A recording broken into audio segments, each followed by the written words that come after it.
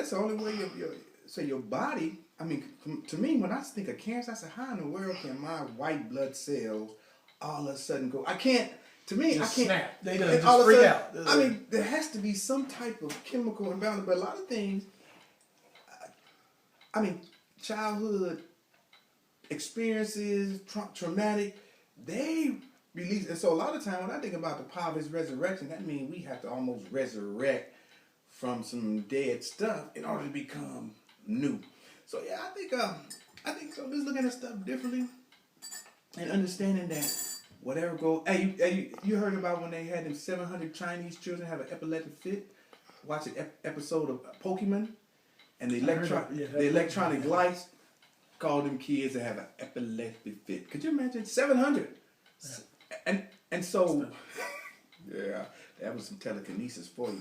But I think just whatever, because when you think certain thoughts or get bombarded with certain images, they rearrange how your brain functions.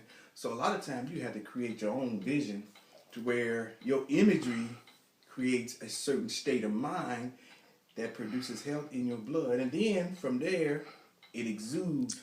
I was trying to tell my son. Now I gotta ask you a question. How does that affect your immediate surrounding? Well, here's the thing. I was trying to tell my son because he's on. People who really been with God don't talk about God. They mostly exude Him. You know what I mean? I mean their lifestyle, their whole mannerism exudes God, and from that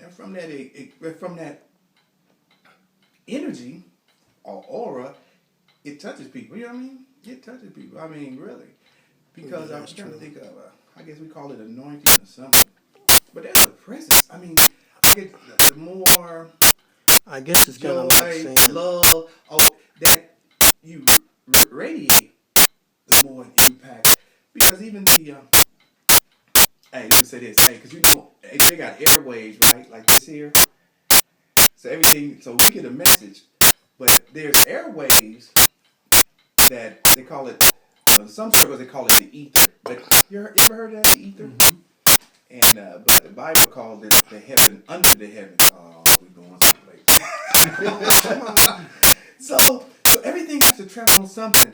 But because even when because you know how dogs can follow your scent, you emit energy. They call it a scent, but it's not necessarily a scent, but it's an energy that you leave. And so that what you emit goes out, and whatever you emit, that's scary. Back. And so when you reach a certain level, you start impacting them. But what Jesus say? You know them by their fruit. So if I'm emitting a certain energy, and I'm surrounded by crackheads, y'all gonna come and say, they know you don't belong there. Exactly. But then y'all look, why you got crackheads all around you, Charlie, all the time? You don't smoke crack, do you? Uh-huh. Are certain confused women. He said, why are you with that crazy woman? No, really, seriously. And it ain't really the woman. It's like, what you doing with her?